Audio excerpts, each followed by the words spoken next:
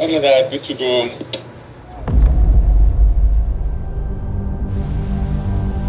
This expedition is really unique because no one's ever done this before. Let's go!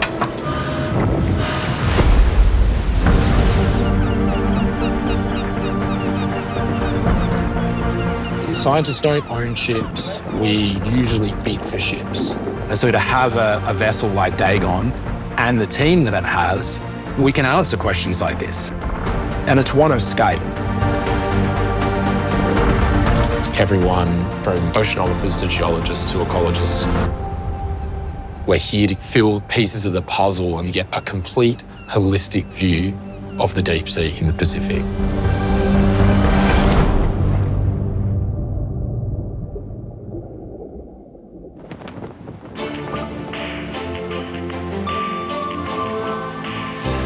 My name is Todd Bond.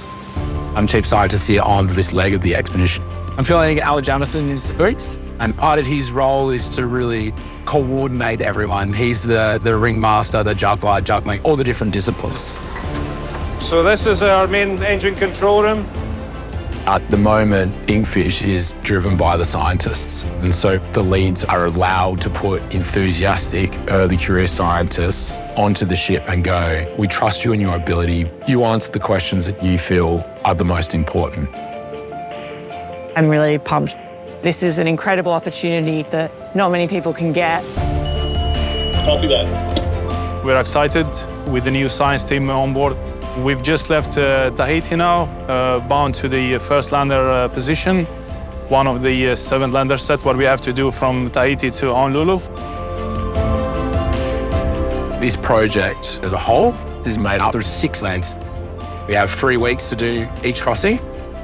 And during that time, the depths that we will be sampling are anywhere from 4,500 to about 6,000 metres.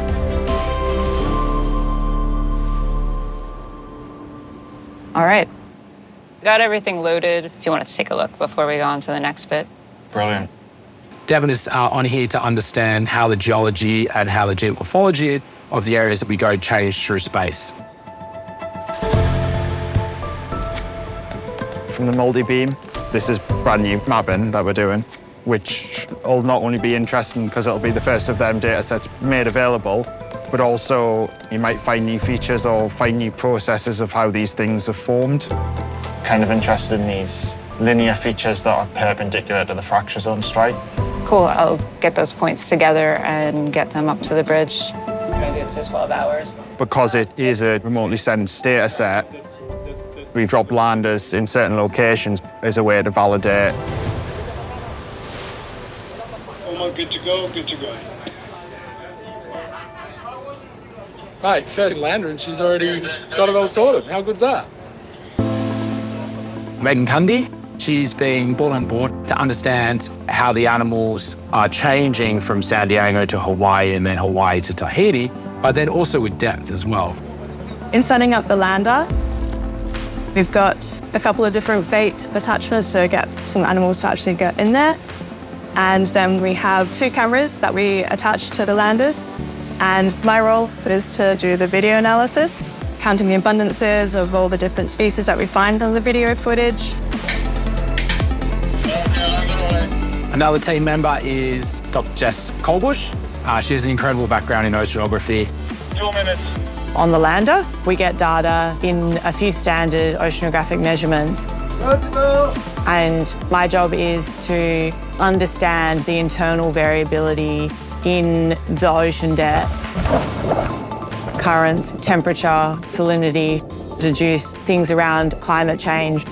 And there's also biological oceanography, which is to do with processes, which means that life can be sustained at these crazy depths.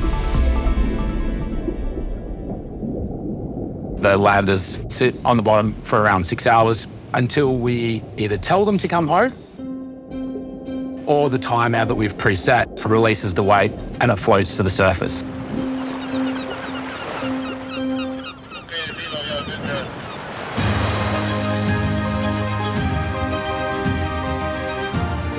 Ten years ago, we might have got 1 or 2 lander deployments on a voyage, whereas this trip itself, we have 42 deployments For us as scientists, that creates power.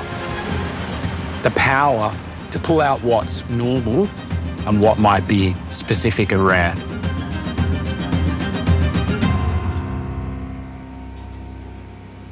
Oh, what is that? I don't know, fitted it? But it's got like the face of a cascule. There were a few really interesting little bits that came out from a first pass analysis. Back into the mud. Devon's gonna love that. Is this the one you really wanted to see? And having those three young scientists all trying to fill pieces of the puzzle and get this beautiful image of our marine systems is extraordinary. On Site 7, you can see here that there's this anomaly where the temperature increased right near the bottom. These are amphipods. We'll take them back to the lab in Perth and genetically test them. Well, it's just definitely a fault zone. We have been given the equipment and the license to really do what we want. And when we're allowed to be creative, that's when scientists do their best work.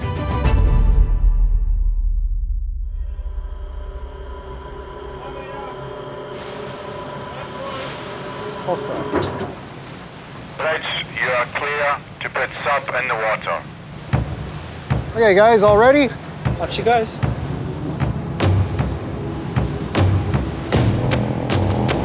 This is the deep submergence vehicle Buckanoa.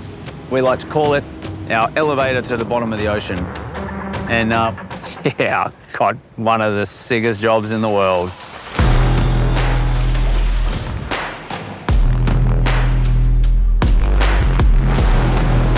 Apart from being this amazing engineering feat, what this vehicle does very well is navigate complex terrain and conduct surveys, filling the gaps between the landers.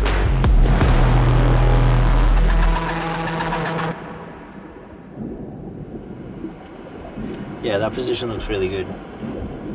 Operating this vehicle, you're in an area which you can pretty much guarantee that no other human is going to go back and see on any given dive. You might have a world-leading geneticist or geologist explaining the magnitude of what you're observing. All of the science that we're doing on here, it's truly a dream come true. We have this ship with the equipment that it has and the team that it has for the next 5 years. And that's one of the really, really beautiful things. We're going to come out of this with one of the best spatial designs of deep sea science probably ever done. It's quite incredible to be able to do this.